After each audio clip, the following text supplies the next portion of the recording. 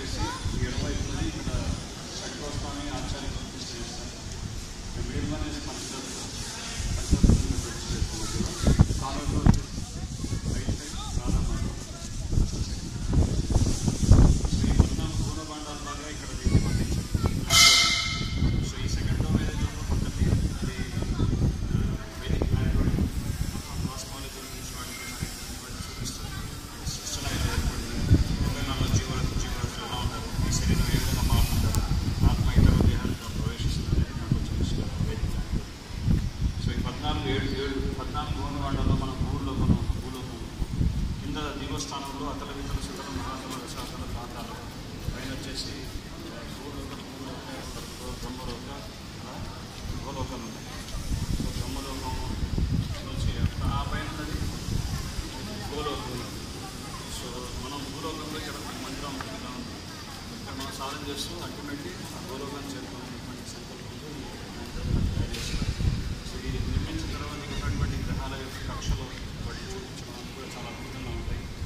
అదేవిధంగా ఇక్కడ మనం చూసాము చూసుకోవడం ఇక్కడ ప్రభుపాదుల వారి యొక్క స్థాపన చేస్తారు. సో ఇది ఇటువైపు గోధుమ. సో భక్తి వినోద్ ఠాకూర్ వారు ఇక్కడ ఆయన దూరదృష్టితో చూశారు. ఇక్కడ మందిరం అద్భుత మందిరం మందిరం నిత్యానంద ప్రభు ఏదైతే ముందు మాటగా చెప్పారో అది ఇక్కడ జరగబోతుంది. సో అది ఇక్కడ కట్టడం జరుగుతుంది.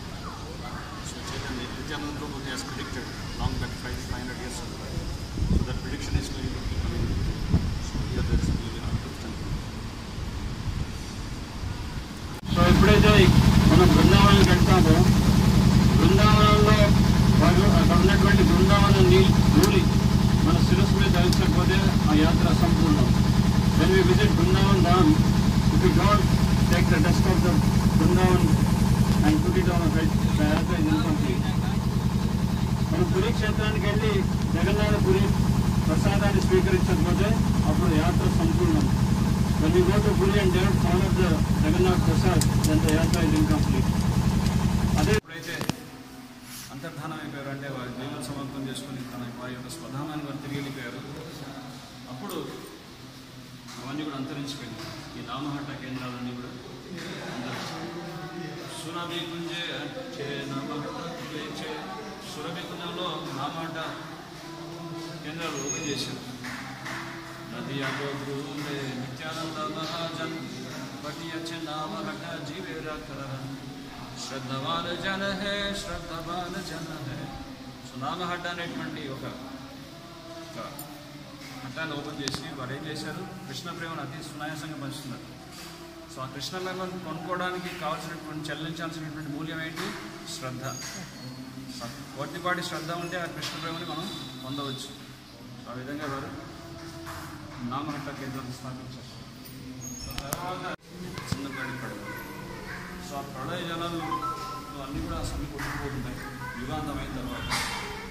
సో ఆ సమయంలో ఇక్కడ మార్కండేయ ఋషి కూడా రావడం జరిగింది.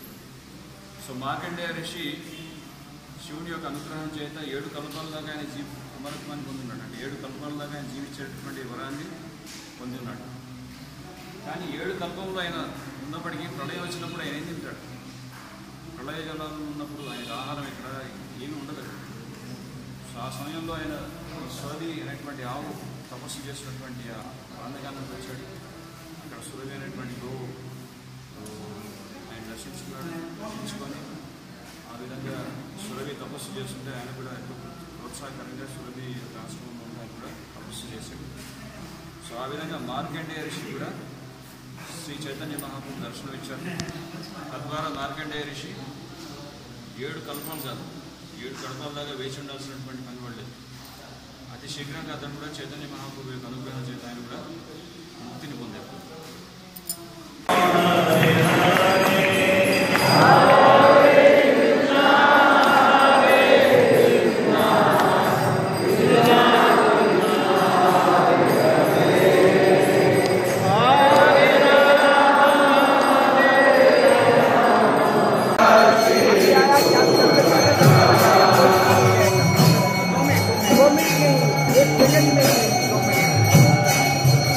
Yeah.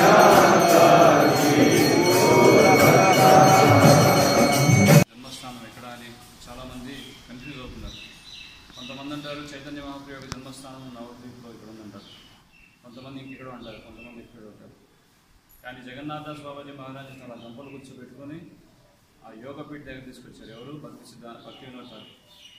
సో వెంటనే ఆ ప్రదేశాన్ని చూడగానే జగన్నాథ్ బాబాజీ మహారాజ్ అమాంతంగా ఆ దంపల నుంచి 7 అడుగుల పైకి ఎత్తుకెగిరి సంకీర్తన చేసి, సో ఆ విధంగా ఆ ప్రదేశం చైతన్య మహాప్రభు యొక్క జన్మస్థానము నిర్ధారించారు. ఆ విధంగా అద్భుతమైనటువంటి ఆ ప్రదేశం మళ్ళీ పునరుద్ధరించడం జరిగింది. అదే శ్రీ జగన్నాథదాస్ బాబాజీ మహారాజ్ చెప్తుందో ఆ విధంగా జరిగింది. జయ శ్రీ జగన్నాథదాస్ బాబాజీ మహారాజ్ కి జై.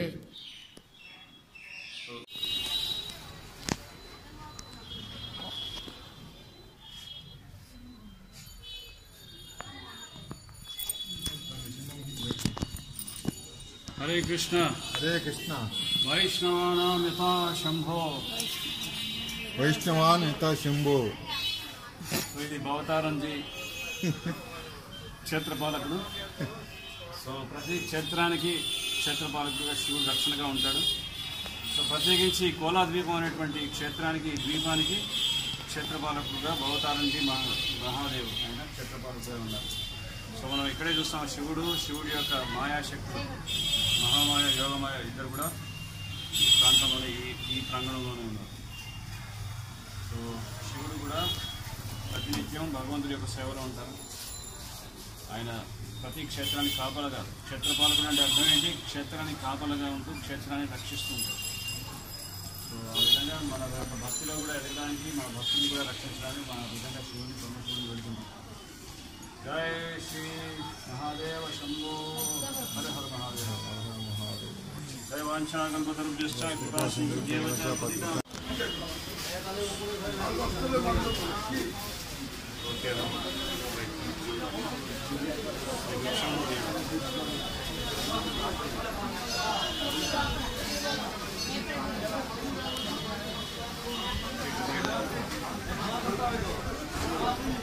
హరే కృష్ణ. సో ఇప్పుడు మనం ఉన్నటువంటి మందిరాన్ని యోగమాయ మందిరం అంటాం. సో యోగమాయ ఎవరో కాదు, సాక్షాత్ కృష్ణుడి యొక్క చెల్లెలు. ఎప్పుడైతే కృష్ణుడు అవతరిస్తాడో, అవతరించక ముందే యోగమాయ ప్రకటమే కృష్ణుడి యొక్క అవతరణ కోసం కావాల్సినటువంటి ఏర్పాట్లన్నీ కూడా చేస్తుంది యోగమాయ. ముఖ్యంగా యోగమాయ పౌర్ణమాసిగా భక్తులని భక్తి మార్గంలో ప్రోత్సహిస్తుంది. అలాగే భక్తులకి భగవంతుడితో చేసేటటువంటి లీలల్లో ఆవిడ అపారమైనటువంటి సహకారాన్ని అందిస్తుంది యోగమాయ. సో ఈ విధంగా యోగమాయ ఆవిడ సుభద్రాదేవి. మనం చూస్తాం జగన్నాథ స్వామి, బలభద్రుడు, మధ్యలో ఉన్నటువంటి సుభద్రాదేవి సాక్షాత్తు యోగమాయ. ఇక్కడ స్వయంభూగా వెలిసినటువంటి క్షేత్రం ఇది యోగమాయ క్షేత్రం. సో యోగమాయ ఇక్కడ భక్తులకి సహకారం అందిస్తుంది. సార్ చెప్పండి. సృష్టి, స్థితి, ప్రళయం, సాధన, శక్తి, ఏక ఛాయేవ యస్య భువనాని వివర్తి దుర్గా ఇచ్ఛానురూపం యస్య చేష్ట గోవిందం ఆదిపురుషమహం భజామి. సో ఈ విధంగా యోగమాయ భగవంతుడి యొక్క ఛాయగా వ్యవహరిస్తుంది. అంటే భగవంతుడు ఏం చెప్తే భగవంతుడి యొక్క ఆజ్ఞానుసారంగా కార్యాలు చేస్తుంది. సో భగవంతుడి యొక్క భక్తులు ఎవరైతే పూర్తిగా శరణాగతులు అవుతారో అటువంటి భక్తులకు యోగమాయ భక్తి మార్గంలో ప్రోత్సహిస్తూ వాళ్ళకి పూర్తి సహకారాన్ని అందిస్తుంది. సో ఆ యోగమాయకి మనం భక్తిలో ఎదగాలని పెడుతున్నాం. జై యోగమాయకి. సో మనం యోగమాయ యొక్క ఆధ్వర్యంలో మహామాయ యొక్క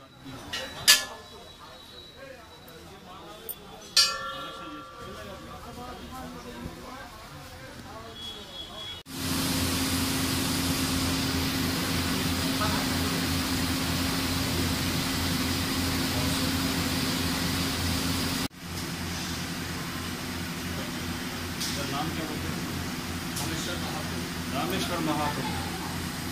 రామేశ్వర మహాప్రభు కోలాద్వీపంలో ఇక్కడ ప్రతిష్ఠ చేశారు. ఎవరు? లక్ష్మీప్రియ మాతాజీ, చైతన్య మహాప్రభు యొక్క భక్తులు. సో ఈ కోలాద్వీపానికి కోలాద్వీపం అని పేరు ఎలా వచ్చిందంటే, ఇక్కడ భగవంతుడు వాసుదేవుడు అనేటువంటి ఆయన యొక్క భక్తుడికి,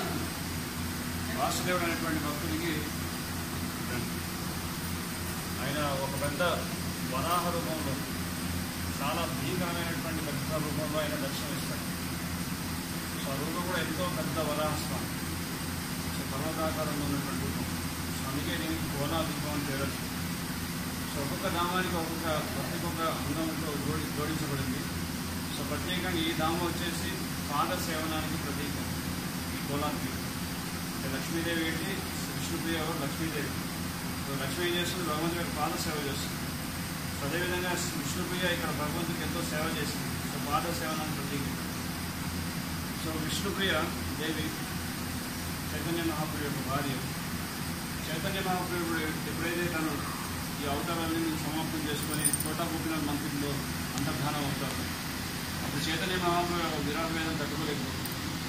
సో ఆ విధంగా ఎంతో దుఃఖితమైనటువంటి విష్ణుప్రియకి చైతన్య మహాప్రభు స్వప్నంలో వచ్చి, నేను ఎక్కడైతే నా జన్మస్థానం ఉందో యోగపీఠ దగ్గర, సో ఆ జన్మస్థానంలో ఉన్నటువంటి అక్కడ ఆ నీమ్ వృక్షం, వేప వృక్షంలో యొక్క మొదట్లో నా యొక్క విగ్రహాన్ని, నా యొక్క శిల్పాన్ని చెప్పి ప్రతిష్ఠ చేయండి. ఆ విగ్రహం నాతో వేరు కాదు, అది స్వయంగా నేను ఆ రూపంలో వెలుస్తాను, విగ్రహ రూపం అక్షావతారాలని చైతన్య మహాప్రభు విధంగా అనుగ్రహించారు. సో ఆజ్ఞని స్వీకరిస్తూ అక్కడ లక్ష్మీ విష్ణుప్రియ చైతన్య మహాప్రభు వారిని ఈ విధంగా అక్కడ విగ్రహాన్ని, ముఖ్యంగా అక్కడ బాబాజీ ఒకరు ఉండేవారు, వంశీదాస్ బాబాజీ ఉండేవారు. సో వారి యొక్క సహాయ సహకారాలతో వారి యొక్క అత్తగారైనటువంటి సత్యమాత యొక్క ఆజ్ఞ మేరకు ఈ విగ్రహాన్ని తీసుకొచ్చి వేప వృక్షంతో విగ్రహాన్ని చెక్కి తీసుకెళ్ళి రోజు పూజ చేశారు.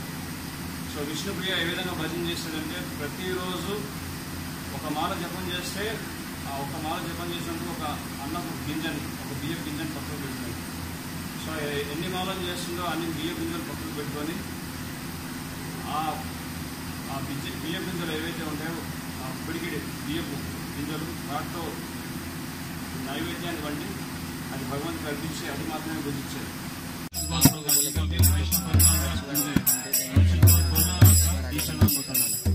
सभी संकल्प लेंगे. गोविंद गोविंद गोविंद ओम तत्सत् आद्य ब्राह्मणे द्वितीय आरब्धे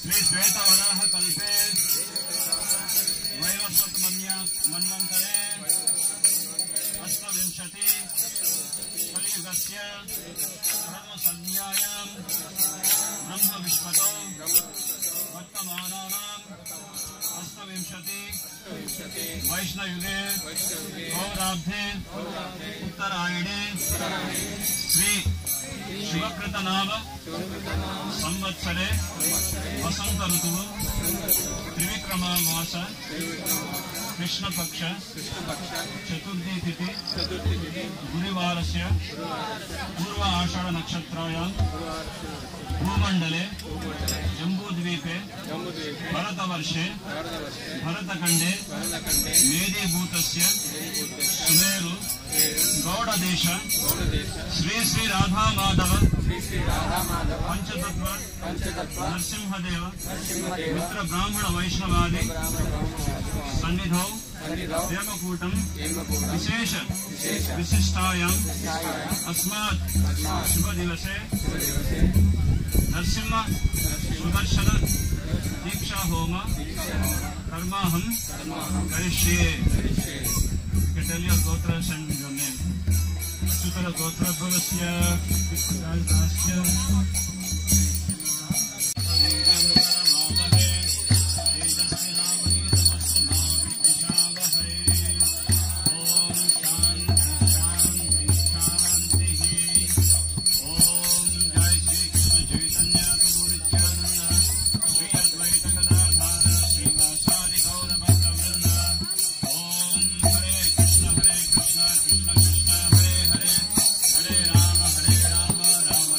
Hare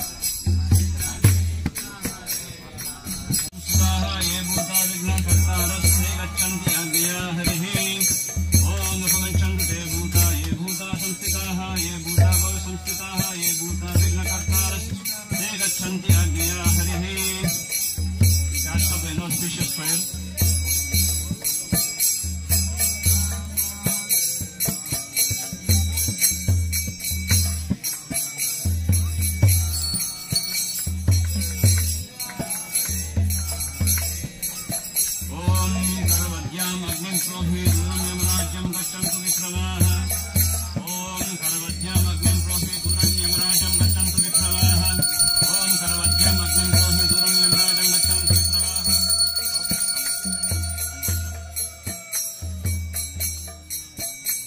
आचमन सभी पानी लीजिए हाथ में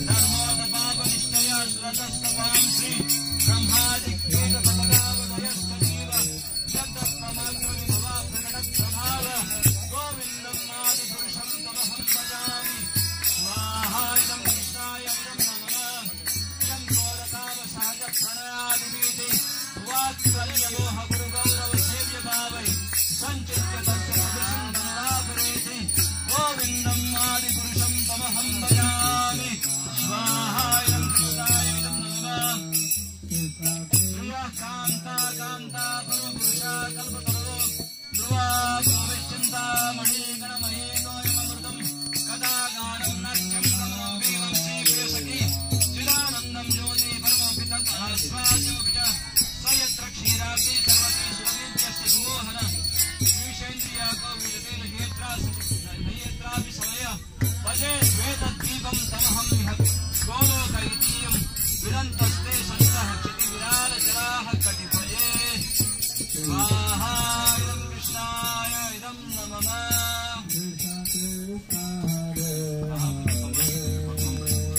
Prabhupada travels towards US in the steamship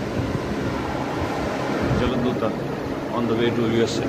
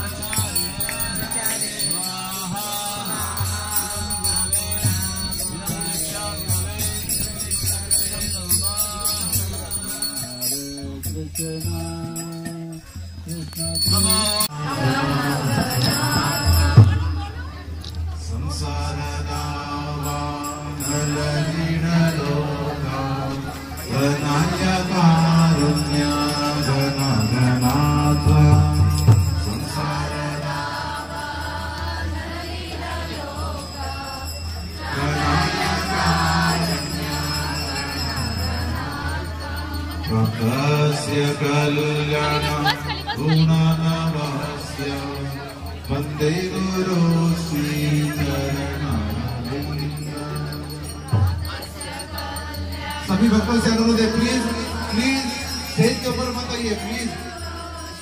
Hare Krishna. Please, not more than 5 to 10 people, otherwise the stage will collapse. Once those people come, please come in a queue. We should not want any mishap here. 10 लोगों से ज्यादा नहीं आना चाहिए, line में आ जाइए। महाप्रभु की तन नृत्य की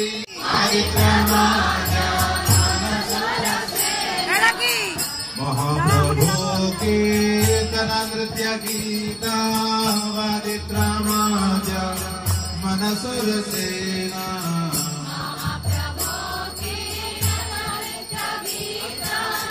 वादित्रामाज मनसुर सेना रोमांचकं सुतरंग भाजो वंदे गुरु श्री चरण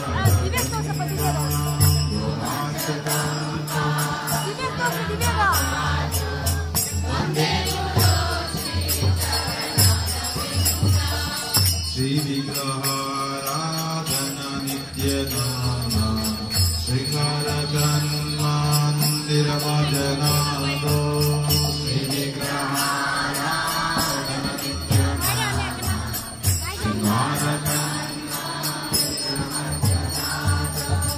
युक्तस्य भक्तोऽपि वन्दे गुरो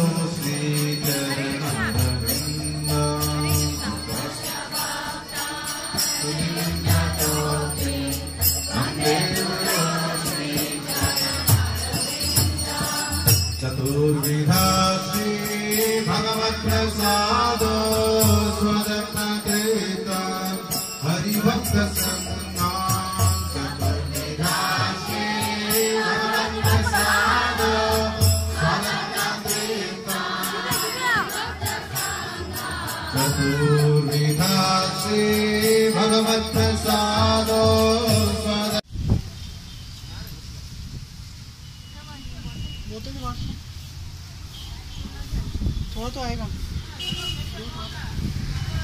హరే కృష్ణ. మనం ఉన్న ఈ ప్రదేశాన్ని పరమానందపురి యొక్క బావి దగ్గర ఉన్నాం. మనం పరమానందపురి చైతన్య మహాప్రభు యొక్క శుద్ధ భక్తులైన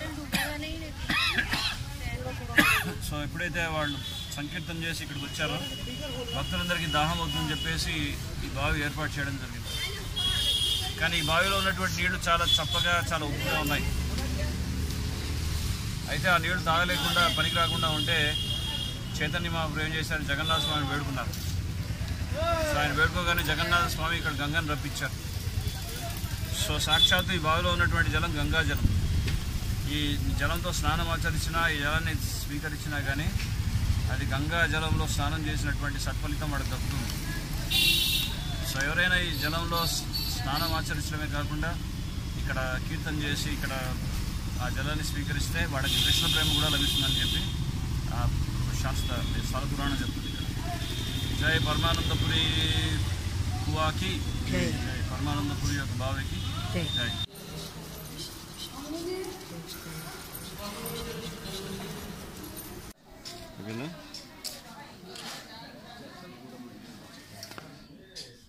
ఇక్కడ ఎద్దుల బండి మీద ప్రయాణం చేసేవారు ఒకప్పుడు. మన పూర్వ పద్ధతులన్నీ కూడా ఇక్కడ వర్ణిస్తున్నారు. మన ట్రెడిషనల్ మెథడ్ ఆఫ్ ట్రాన్స్పోర్టేషన్ ఎలా జరిగేది, ఎద్దుల బండి మీద ఒక ఊరి నుంచి ఒక ప్రదేశాన్ని నుంచి ఒక ప్రాంతానికి వెళ్ళేవాడు. దాన్ని చక్కగా చిత్రీకరించారు. మనకి భాగవతంలో ఉన్నటువంటి సన్నివేశాలు ఇక్కడ వర్ణిస్తున్నారు. ప్రత్యేకించి ఇక్కడ మనం చూస్తున్నటువంటి ఈ లీల సముద్ర మంథన లీల. సుర అసురులు ఇద్దరు కూడా సముద్ర మంథనం చేస్తున్నటువంటి ఈ సన్నివేశాన్ని శిల్పాలుగా ఇక్కడ చెక్కినారు ఈ కోనార్క్ మందిరంలో. ఇనుము యొక్క సువలతో వీటిని అమర్చిపెట్టారు.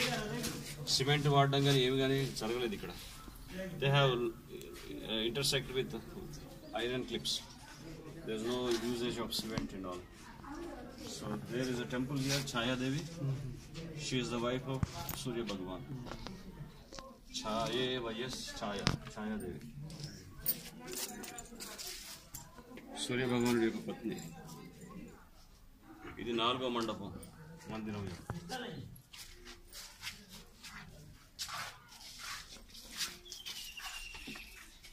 ఇప్పుడు ఇనుము సుగంతో పెట్టారు. సిమెంట్ ఏం వాడలేదు. ఈ రథానికి ఉన్నటువంటి చక్రాలు వచ్చేసి 24 రథ చక్రాలు ఉన్నాయి. సో ఈ 24 రక్త చక్రాలు వచ్చేసి 24 గడియలని మనకి ఇక్కడ చెప్తున్నారు. సో అదేవిధంగా రథానికి కొన్ని స్పోక్స్ ఉంటాయి. ఆ ఒక్కొక్క స్పోక్ వచ్చేసి ఆ సమయం యొక్క క్యాలిక్యులేషన్ అంటే ప్రహరీ అంటారు. అంటే 3 స్పోక్స్ వచ్చేసి 3 ప్రహరులు. సో ఆ విధంగా 8 ప్రహరులు అలా 8 × 8 24 గంటలు. సో ఆ విధంగా దాన్ని ఆ విధంగా లెక్కింపబడుతుంది సమయం అనేది. వెంట్రుకల్ని కత్తిరిస్తున్నారు స్త్రీలకి. సో ఇదేంటి వెంట్రుకల్ని కత్తిరించడం ఏంటి అని ఆలోచిస్తున్నారా? అంటే వెంట్రుకల్ని కత్తిరించడం అనేది స్త్రీలకి అది అశుభం అని ఎందుకంటారు అంటే దేవుడి కోసం, దేవుని కోసం, భగవంతుడి కోసం తలనీళ్ళు అర్పించడం వేరు. కానీ ఇక్కడ చూపిస్తున్నటువంటి సన్నివేశం ఏంటంటే వాళ్ళకి దండన విధిస్తున్నారు. వాళ్ళు చేసినటువంటి తప్పుకి వాళ్ళ కేశఖండన చేస్తున్నారు. ఆ విధంగా ఇప్పుడు ఏమిటి ప్రస్తుత కాలంలో కేశఖండన చేయడం కాదు, వాళ్ళే వెళ్ళి కత్తిరించుకుంటున్నారు బ్యూటీ పార్లర్లో. అప్పుడు అదొక శిక్షగా అది విధించేవారు అనమాట. కానీ ఇప్పుడు ఫ్యాషన్ అయిపోయింది, బేబీ కటింగ్ చేసుకుంటుంది కూడా. శ్రవణ కుమారుడు పుత్రుల్లో కూడా మూడు తరగతులు చెందినటువంటి వాళ్ళు ఉంటారు. భక్తుడు పుత్రుడు, శత్రువు కూడా పుత్రుడు అవ్వచ్చు, సేవక పుత్రుడు. తల్లిదండ్రులు ఎలా సేవ చేయాలనేటువంటి దానికి ప్రత్యక్షంగా నిదర్శనంగా ఉన్నటువంటి వారు శ్రవణ కుమారుడు. సో ఈ విషయాన్ని మనకి మహాభారతంలో ఈ కథను మనం వింటాం. శ్రవణ కుమారుడు ఏం చేశాడు, వారి యొక్క అందులైనటువంటి తల్లిదండ్రుల్ని ఒక పెద్ద గంపలో కూర్చోబెట్టుకొని అది తాళ్లతో కట్టేసి భుజాన మోసుకుంటూ తీర్థక్షేత్రాలను కూడా దర్శింపజేశాడు. సో ఇది శ్రవణ కుమారుడి యొక్క ప్రతిబింబాన్ని, ఆయన రూపాన్ని ఇక్కడ చెక్కి నేను ప్రదర్శిస్తున్నారు. ఇక్కడ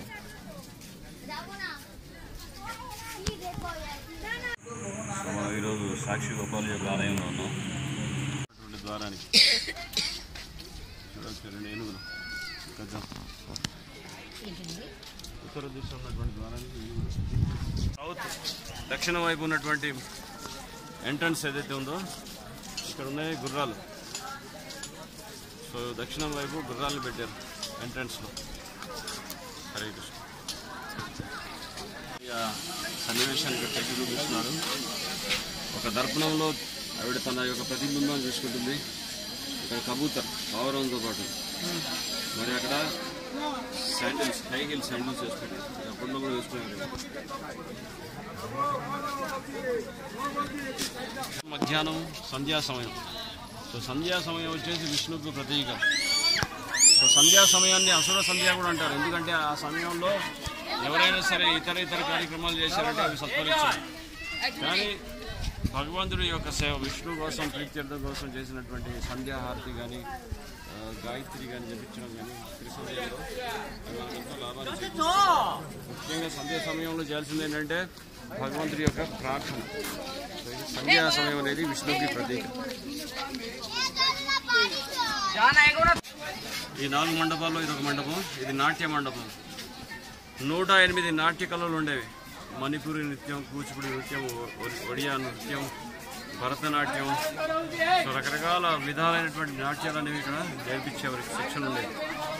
సో నాట్యానికి ప్రతీకగా శ్రీకృష్ణుడు, నటరాజు, నాట్య గణపతి, కుబేరుని వీళ్ళందరినీ కూడా ఇక్కడ చెక్కడం జరిగింది.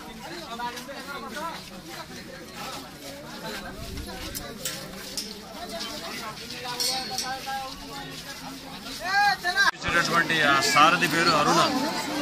సో అరుణుడు ఇక్కడ ఉండేవాడు. ఇప్పుడు ఆ అరుణుడిని సురక్షితమైనటువంటి ప్రదేశాన్ని తరలించారు. ఎక్కడంటే పూరి జగన్నాథ క్షేత్రంలో అక్కడ ఒక ప్రదేశంలో అరుణుడిని ప్రతిష్ఠ చేశారు. సో మన భక్తి వినోటాకులో కీర్తన పాడతారు, అరుణోదయ కీర్తన. ఉదిలో అరుణ పుర భాగే విజమని గౌరమని జాగే. సో అరుణోదయం అవ్వగానే ఏం చేస్తున్నారు చైతన్య మహాప్రభు తన యొక్క మృదంగ కర్తాల ధ్వనులతో, హరినామ సంకీర్తనలతో మొత్తం అంతా కూడా మారుమోగిపోతున్నారు. సో అరుణుడు ఎవరు? సూర్య భగవానుడి యొక్క సారథి, ఆయన యొక్క ప్రదేశం ఇది కట్టడం జరిగింది. కేశిడ వన్ స్టోన్, ఏకశిడ. You see person beneath the elephant, and elephant is tramping. ఏం చేస్తుందని తొక్కేస్తుంది. ఈ సనాతన ధర్మానికి ప్రతీక ఇక్కడ ఈ వ్యక్తి. కానీ ఏం చేస్తుంది, ఇది బౌద్ధ మతం. ఈ బౌద్ధ మతం ఏం చేసింది, సనాతన ధర్మాన్ని అంచివేసింది. మళ్ళీ తిరిగి శ్రీపాద శంకరాచార్య, రామానుజాచార్య, మధ్వాచార్య, ఆచార్య ఈ సనాతన ధర్మాన్ని మళ్ళీ పునరుద్ధరించారు. కనుక వాళ్ళని సింహంతో పోలుస్తారు. ఆ విధంగా ఇక్కడ ఏకశల మీద they have been like the line you are seeing, it's like a Vaishnava. నిర్ధారించే పద్ధతి సూర్యుని బట్టి ఆధారపడి ఉంటుంది. సూర్యరశ్మి ఇక్కడ పడింది అనుకోండి మధ్యస్థ భాగంలో, సో ఇక్కడ ఉన్నప్పుడు అది ఉదయం 6 గంటలని సమయం గుర్తించవచ్చు. సో కిందికి రాగానే 9 కానీ మనం గుర్తించవచ్చు. అలా మధ్యలో అటువైపు రాగానే అది 12 గంటలు. సో ఇదంతా కూడా యాంటీ క్లాక్ వైజ్లో ఉంటుంది. సో ఇక్కడ ఇక్కడున్న ఛాయ ఏదైతే ఉందో రిఫ్లెక్షన్, దాన్ని పోల్చుకుంటూ అక్కడ ఉన్నటువంటి చిన్న చిన్న గోటీల్లాగా ఉన్నాయి చూడండి, చిన్నగా. సో వాటిని దాంతో పోల్చుకుంటూ సమయాన్ని నిర్ధారించేవాడు. సో అవి నిమిషాలతో లెక్కించేవారు వాటిని. 1, 2, 3, 4, 5 నిమిషాలు. సో ఆ నిమిషాలతో ప్రతి ఒక్క నిమిషాన్ని 3తో మల్టిప్లై చేసి ఆ విధంగా సమయాన్ని నిర్ధారించేవాడు.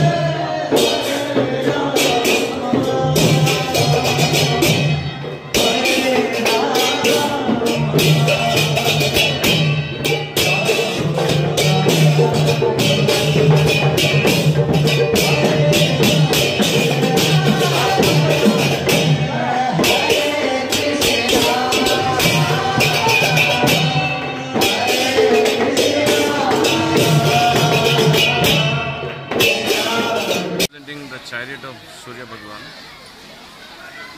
So this chariot has 7 horses, which actually represent 7 reflections of Lord Shiva.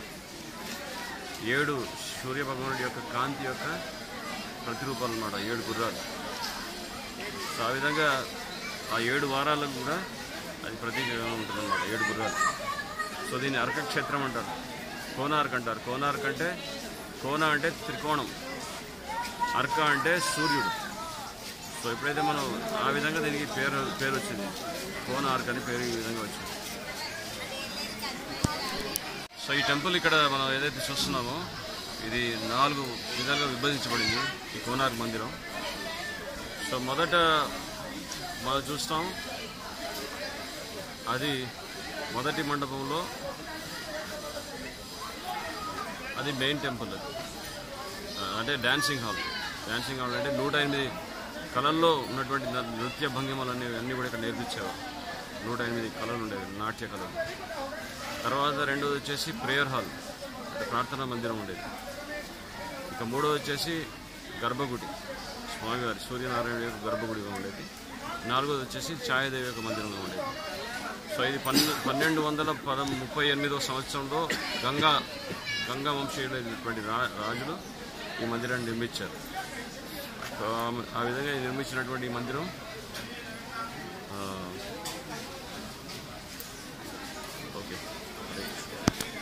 లీలలు కూడా మనకి ఇక్కడ చిత్రీకరించి శిల్పకళా నైపుణ్యంతో వాటిని ప్రదర్శించారు. సో అక్కడ చూసినటువంటి సముద్ర మంథన యొక్క లీలలు మనం దర్శించుకున్నాం. ఇప్పుడు ఉగ్ర నరసింహస్వామి యొక్క రూపాన్ని ఇక్కడ చిత్రీకరించారు, శిల్పాలు చెక్కించారు. సో ఉగ్ర నరసింహస్వామి ఏం చేస్తున్నారు? నరసింహస్వామిని చీల్స్తున్నారు. నరసింహస్వామిని వధిస్తున్నటువంటి ఈ దృశ్యాన్ని ఇక్కడ చెప్పడం జరిగింది.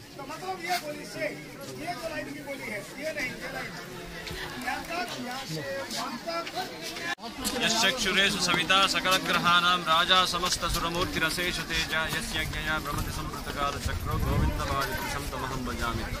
మరి బ్రహ్మ సంహితలో వివరించేటటువంటి విషయం ఏంటంటే సూర్య భగవానుడు భగవంతుడి యొక్క చక్షువు, ఆయన యొక్క నేత్రం. యశ్చక్షురేషు సవిత, సవిత అంటే సూర్య భగవానుడి యొక్క ఇంకొక పేరు. సకల గ్రహాణాం రాజా అంటే అన్ని గ్రహాలకి గ్రహాధిపతి సూర్యుడు. యస్య ఆజ్ఞా బ్రహ్మతి సంపృత కాల చక్రో, భగవంతుడి యొక్క ఆజ్ఞానుసారంగా ఆయన భ్రమిస్తుంటాడు. సో ఆయన భ్రమించేటటువంటి కారణం చేత ఈ కాలచక్రం అనేది ఏర్పడుతుంది సూర్యుడు యొక్క భ్రమణ యొక్క ఆధారంగా. సో ఆ విధంగా సూర్యుడు కానీ సరైనటువంటి సమయానికి సూర్యోదయం అవుతుంది, సూర్యాస్తం అవుతుందంటే భగవంతుడి యొక్క ఆజ్ఞానుసారంగా ఆయన కార్యాలు చేస్తున్నాడని మనం అర్థం చేసుకోవాలి. సో ఈ కోనార్క్ మందిరం ఏదైతే ఉందో ఇక్కడ ఈ మందిరాన్ని చూసి కంబోడియా దేశస్తులు అక్కడ ఉన్నటువంటి రాజులు ఇటువంటి వైభవభేదమైనటువంటి మందిరాన్ని వాడు కూడా నిర్మించాలని చెప్పేసి దక్షిణ భారతం నుంచి కొంతమంది పండితుల్ని బ్రాహ్మణుల్ని అక్కడ ఉన్నటువంటి శిల్పకళా నైపుణ్యం ఉన్నటువంటి వాళ్ళందరినీ కూడా ఆ దేశానికి తీసుకెళ్ళి అక్కడ అతిపెద్ద విష్ణు ఆలయాన్ని నిర్మించారు ఈ మందిరాన్ని చూసిన తర్వాతే. హరే కృష్ణ.